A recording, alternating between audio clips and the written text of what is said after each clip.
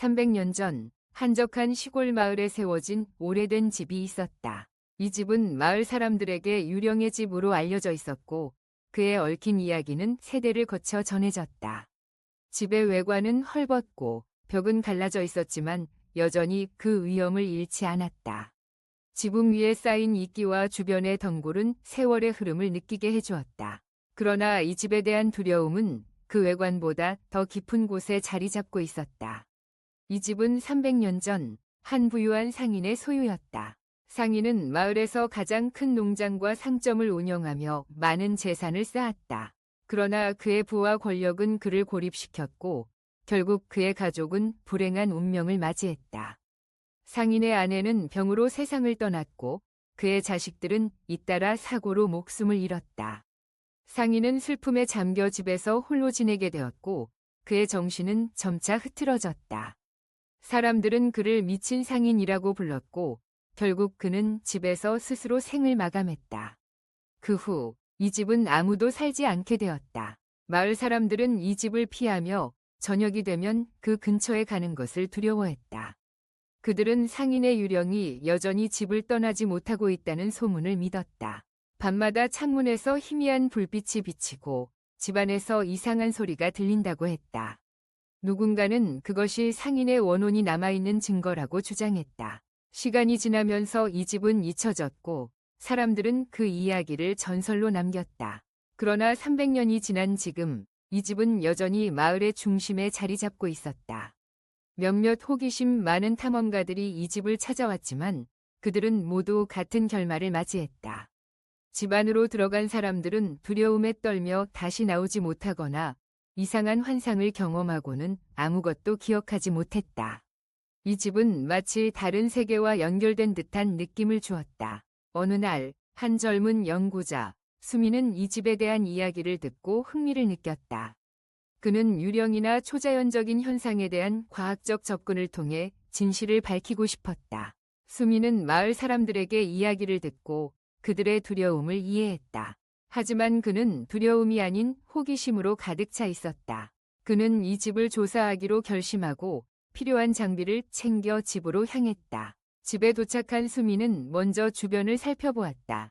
집은 여전히 위험이 있었고 그의 마음속에 경외감이 스며들었다.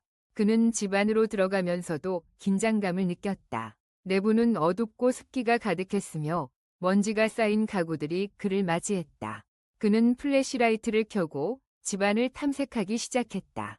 수미는 거실, 주방, 그리고 침실을 차례로 돌아다녔다. 각 방마다 그가 원했던 단서가 있을 것이라는 기대감이 가득했다. 그러나 방 안은 그저 텅 비어 있었고 시간이 멈춘 듯한 느낌을 주었다. 그는 벽에 걸린 오래된 초상화에 눈길을 주었다. 그것은 상인의 초상화였다. 그의 눈은 깊고 슬픈 표정을 띠고 있었고 수미는 그 눈빛에서 뭔가를 느꼈다. 마치 그가 자신을 지켜보고 있는 듯한 기분이 들었다. 그는 상인의 초상화를 지나쳐 더 깊은 방으로 들어갔다.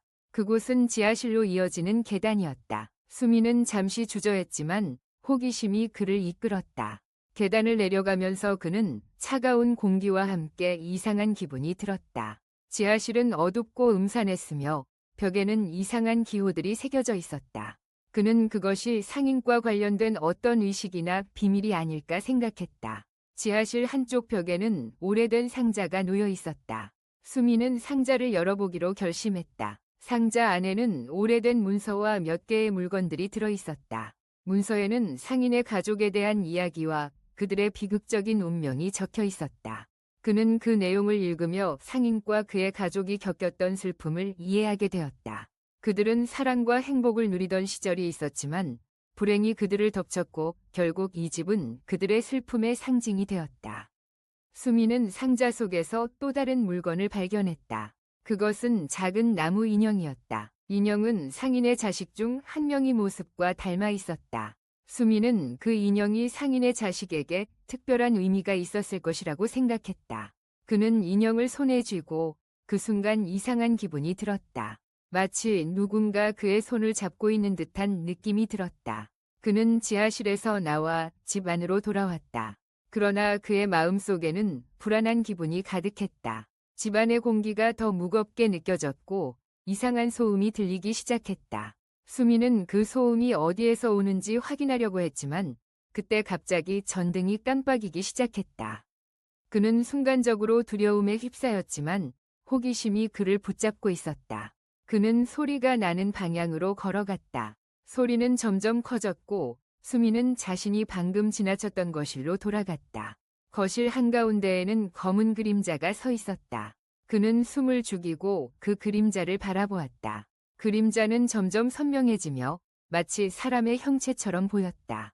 수미는 그 그림자가 상인의 모습이라는 것을 깨달았다. 상인은 그를 지켜보고 있었고 그의 눈은 슬픔과 분노로 가득 차 있었다. 수미는 상인에게 다가가고 싶었지만 그의 몸은 움직이지 않았다. 그 순간 상인의 입에서 소리가 흘러나왔다. 왜 이곳에 왔느냐? 수미는 두려움에 떨며 대답했다. 저는 당신의 이야기를 알고 싶습니다. 당신의 슬픔을 이해하고 싶습니다. 상인은 잠시 침묵을 지켰다. 그리고는 수민에게 다가와 그를 바라보았다. 내 가족이 겪었던 고통을 알고 싶다면 너도 그 고통을 느껴야 할 것이다. 라는 말을 남기고 그림자는 사라졌다. 수미는 그 순간 상인이 남긴 말이 그의 마음속에 깊이 새겨짐을 느꼈다. 그는 자신이 단순히 호기심으로 이 집에 들어온 것이 아니라 상인의 고통을 이해하고 그를 도와주고 싶다는 마음이 생겼다. 그는 다시 지하실로 내려가 그가 발견한 문서와 인형을 정리하기 시작했다. 그리고 상인의 가족이 겪었던 비극을 세상에 알리기로 결심했다. 그는 이 집의 이야기를 기록하고 상인의 슬픔을 세상에 전할 방법을 찾기로 했다. 수미는 마을 사람들과의 대화를 통해 상인과 그의 가족에 대한 더 많은 이야기를 수집했다. 그들은 자신의 두려움과 슬픔을 나누며 수민의 연구에 도움을 주었다. 수미는 그들의 이야기를 통해 상인의 고통을 더욱 깊이 이해하게 되었고 마침내 그는 상인의 가족을 위한 기념비를 세우기로 결심했다.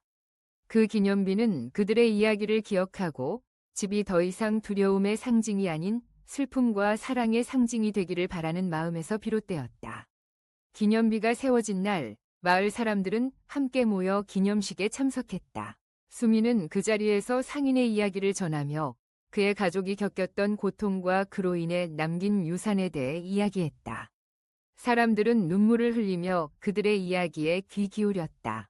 그리고 기념비가 세워진 후 이 집은 더 이상 유령의 집이 아닌 상인과 그의 가족을 기억하는 장소로 변모하게 되었다. 수미는 집을 떠나기 전 다시 한번 그 집을 돌아보았다. 그는 상인의 초상화를 바라보며 그가 이제는 평화롭게 쉴 수 있기를 기원했다. 집은 여전히 고요했지만 이제는 그 안에 슬픔이 아닌 사랑의 기억이 가득 차 있었다. 수미는 그 집의 이야기를 세상에 알리기로 결심하며 새로운 시작을 향해 걸어갔다. 이 집은 이제 더 이상 두려움의 장소가 아닌 과거의 아픔을 이해하고 그로 인해 성장할 수 있는 장소가 되었다. 수민의 연구는 단순한 호기심에서 시작되었지만 결국 그는 상인과 그의 가족의 이야기를 통해 많은 것을 배우게 되었다. 그리고 그 이야기는 앞으로도 계속해서 사람들에게 전해질 것이었다.